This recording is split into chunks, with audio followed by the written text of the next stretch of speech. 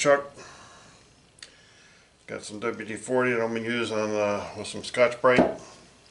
Get my wrenches real quick. Alright, first thing we're going to do is we're going to get the teeth off of here. The jaws, rather.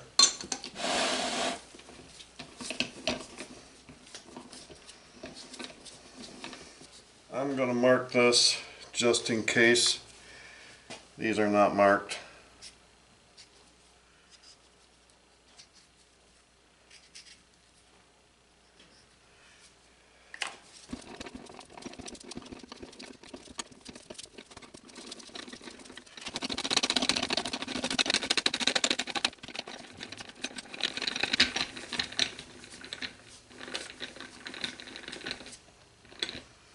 Okay, something tells me this is 1, 2, and 3.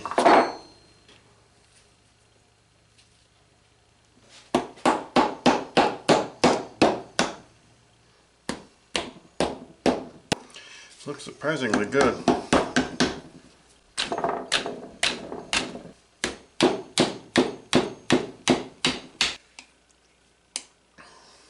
Why am I taking this apart? Well, I very much like to clean the outside of it and just let it go, but this gives me a chance to get inside of it, remove any chips that might have built up in there over the years, and get that cleaned up. Now, I'm also, before I get too carried away,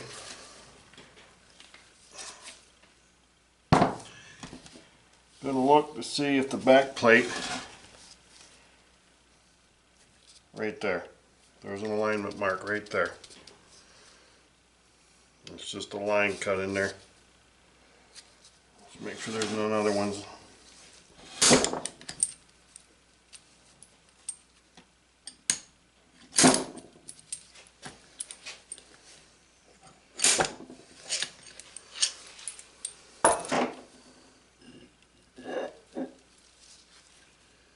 I'm going to put money that these screws are really tight. Oh yeah.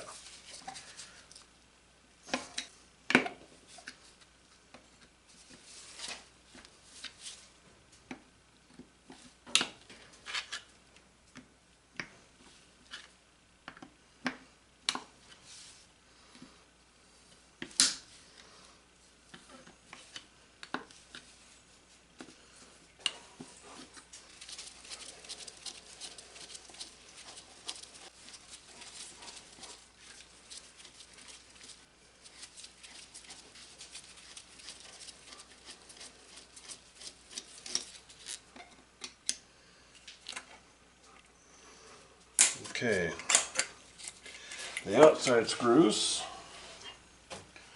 are a different size than the inside screws.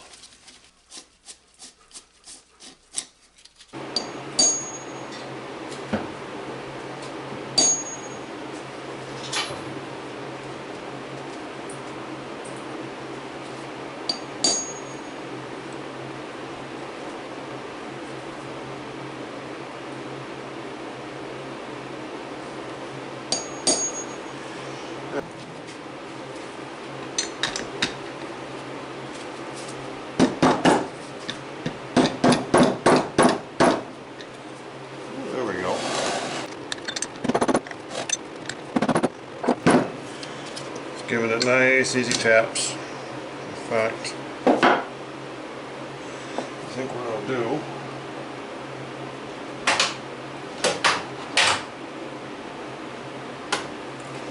to keep this side from closing up,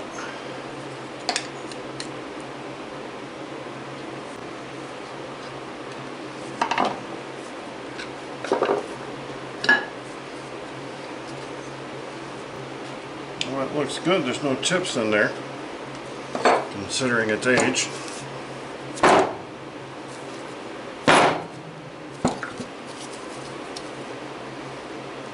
There's a C-clip in here, just like that.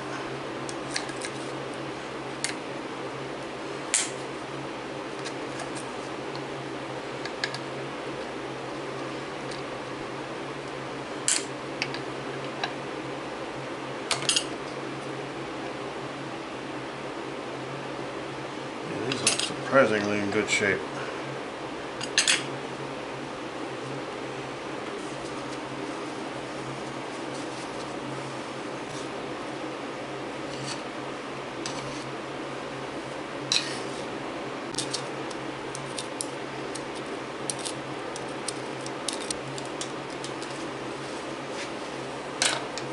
So last time I tried to take out a Zerk fitting,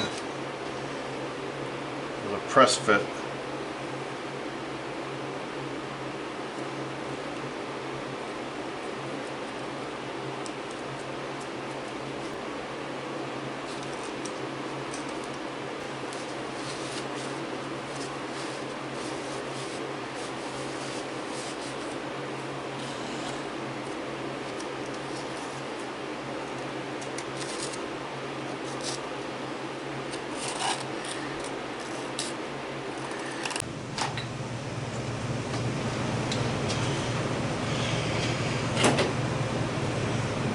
It's actually labeled 1.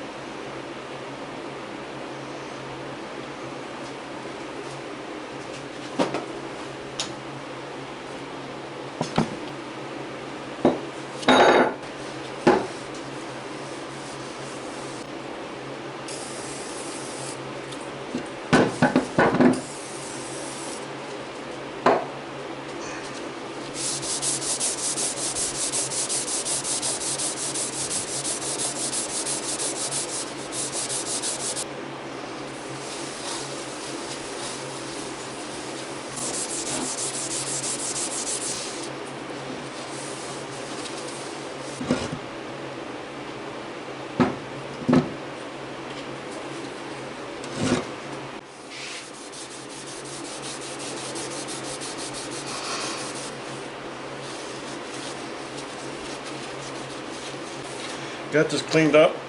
Didn't take that long. A couple hours.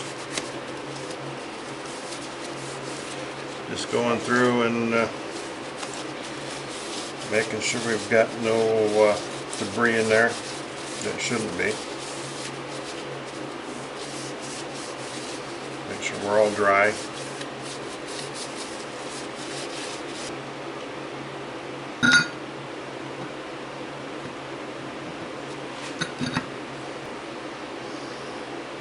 Well, that's perfect.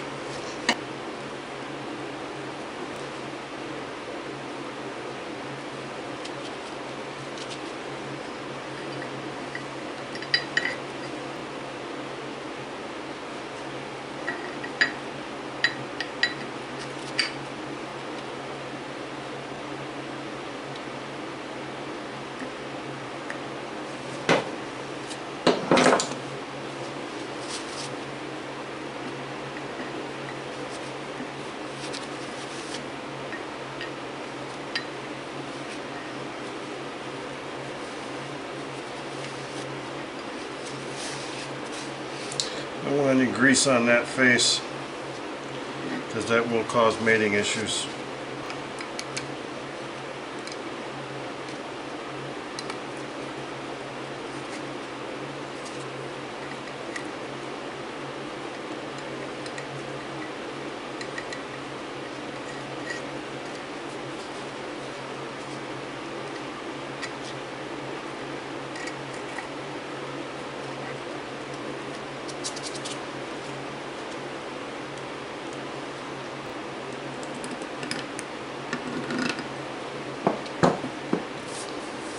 Right there.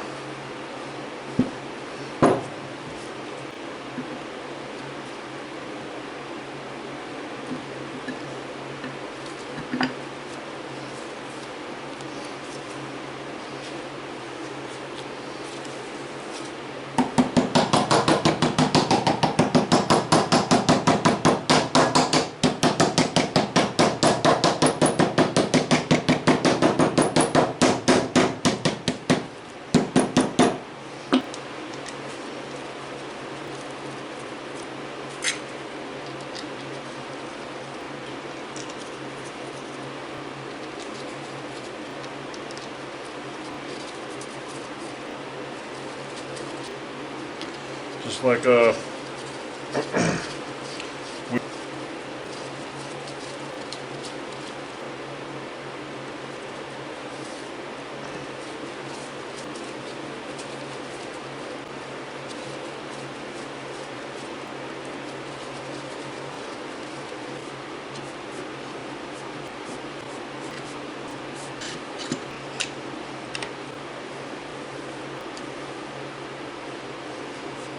now, before I get too carried away and putting this thing back together, let's make sure these things still spin. Oh yeah, real nice. Through dumb luck, I had the jaws labeled correctly because it's stamped right here. 1, 2, 3. Let's just make sure there's no burrs.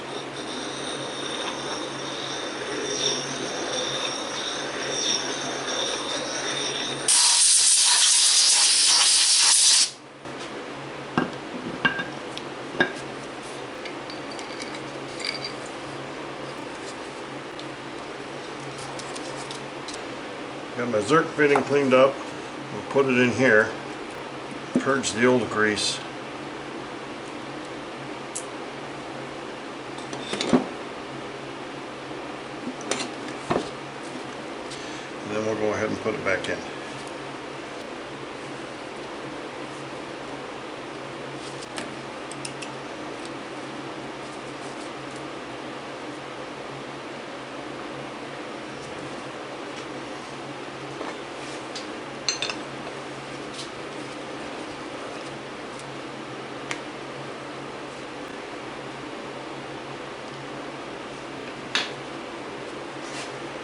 There's the beginning of it.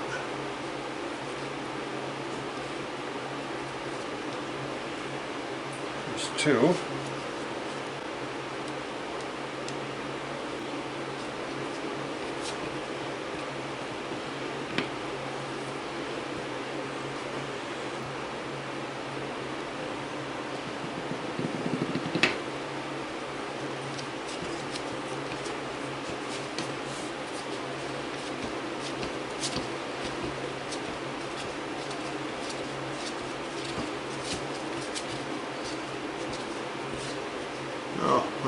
See the branding in there.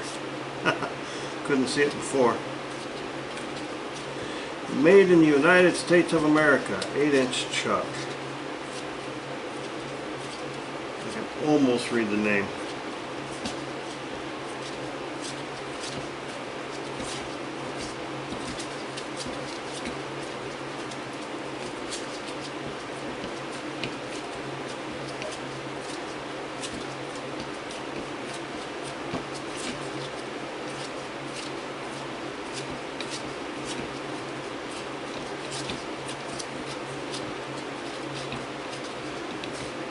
Let you guys get here before me.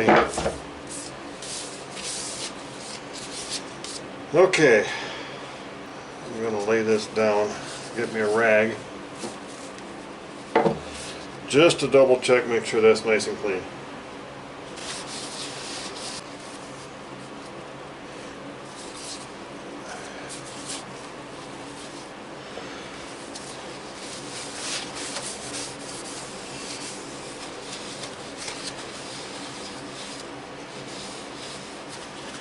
Okay.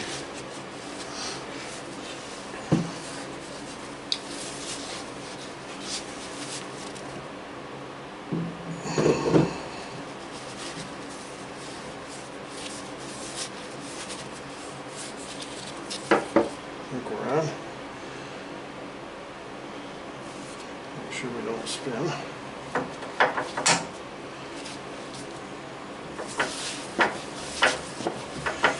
I like to pick up on the chuck as I'm threading it on. It helps to make sure that the top of that spindle is not seeing all the load from that backing plate.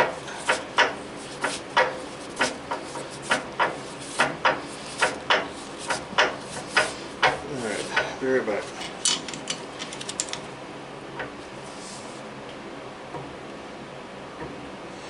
I don't want to put too much force on that because I don't want to break the teeth on that back gear.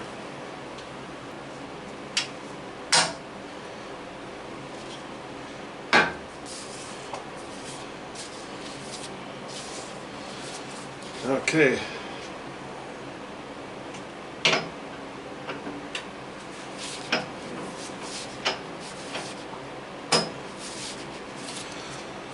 Hold on to your butts.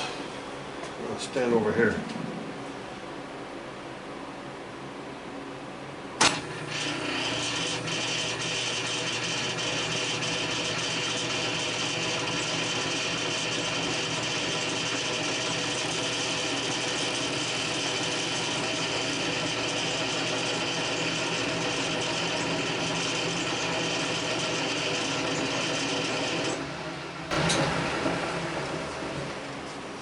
Put a dowel in there. It's never a good idea, supposedly, to spin up a chuck with nothing in it.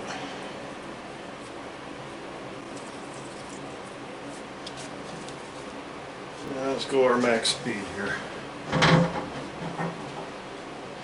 Oh, we were.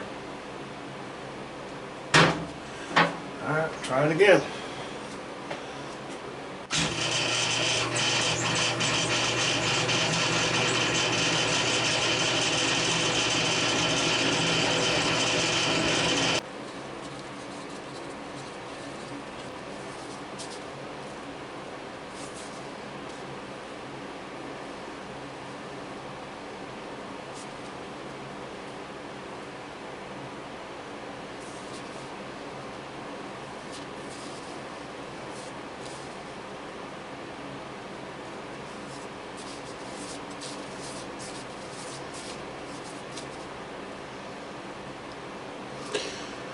Well, I'm not gonna lie to you.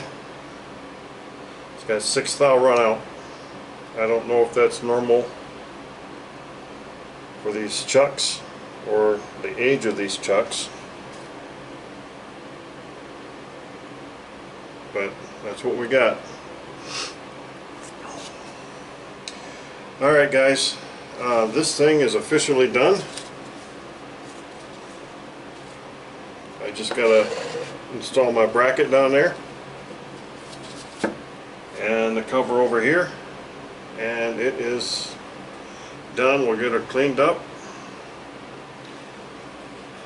and figure out our next project. Hey folks, pardon the noise. We're next to the furnace here. This will be the last video that we see on the Sheldon lathe. So what I'll do is I'll give you a walk around so you guys can see everything, what it looks like now. As you see on most of the videos, that there's a before picture of what it originally started as, and now you get to see the final product. This thing is 100% done, unless I find a piece somewhere that I forgot about in my cleanup. So we'll get you a walk around, see everything. It does run, as you saw, making the cross-side lead screw. So I'll take you around and show you what we got, and hope you guys like the videos that we've done so far, and enjoy. Alright, here we go. Here's the drivetrain end, or the headstock end. We're all nice and clean. Back shaft works when it's in the right spot. Brand new plaque. Designed that based off of pictures I've seen of the originals. So yeah, our shaft works. That it's actually taken from the manual. And the back gear, or the lead screw reverse lever works. That back gear that's brass is brand new. Machined that. You saw videos. Everything else. There's gearbox. There's a brand new plaque there. This machine didn't originally come with the 2-button push button. So I just used the bracket that whoever put that on did and left that on there. Switch works. Original plaque. No numbers. Yes, these levers do work.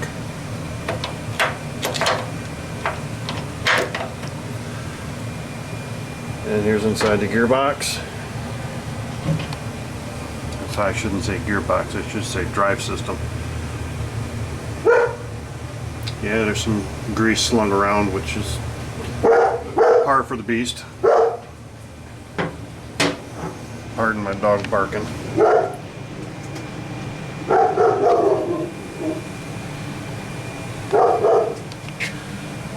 That's the original plaque. And I did take the plaques off of this. And put new ones on where I could. That's an original plaque from the manufacturer, I'm sorry, the seller. Original seller. Left that on. As far as I know, that's the original Chuck.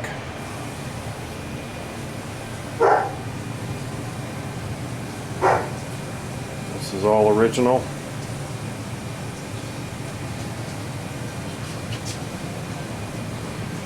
Everything works.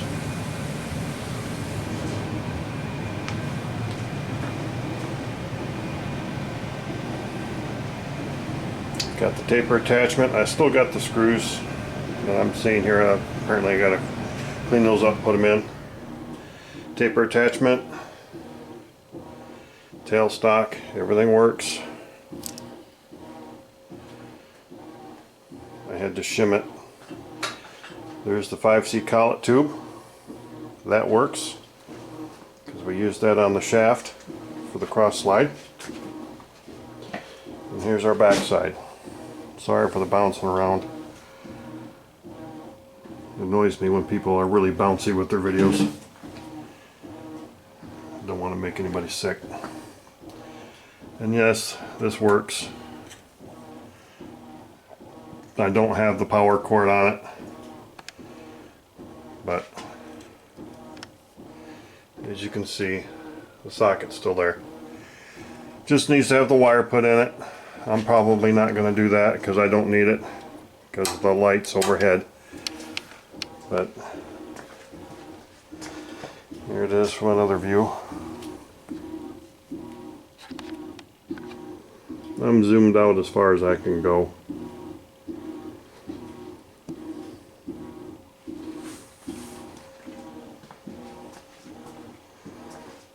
Pardon the mess in the background.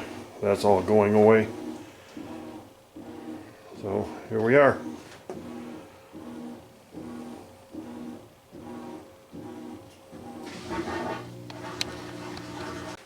Well, that's it for the video. Why did I do these videos? Well, one more for my documentation, and I figured, well, if I'm going to document it, I might as well put the videos up somewhere where somebody might have use for them that might be having difficulties with their Sheldon rebuild. So I hope somebody finds some use in these. If not, it's for my personal record and show the amount of work that I put into this project. It was a lot of work. Started this project and picked it up in December of 23. Christmas weekend of 23. And it's now 11/24 of 24. So almost a year. Now I did take a 2-month hiatus to attempt to enjoy the summer. So yeah, it's done. I'm glad it's done. A lot of money. I've probably got $1,000 into it just in material, bushings, bearings. That does not include all the stuff I had to buy to do the work, such as the 20-ton press, a wash tank. So yeah, so raw material, bearings and bushings were around $1,000, probably closer to $1,500. So it was enjoyable. It was a lot of work, a lot of sweat, some blood. So anyhow, I hope you guys found this interesting, and hopefully somebody out there might have a need to watch these to see how some of the stuff went together or taken apart. And there were some upgrades I did to it. I put thrust bearings in some of the drivetrain instead of using plastic washers that they had in there, which you saw in some of the earlier videos, if memory serves. Other than that, everything on this is original, as far as I know. So, catch you later, guys, and maybe I'll put some other videos out there on something else, maybe some hunting or other machining projects that might come up. And with that, have fun, enjoy your days.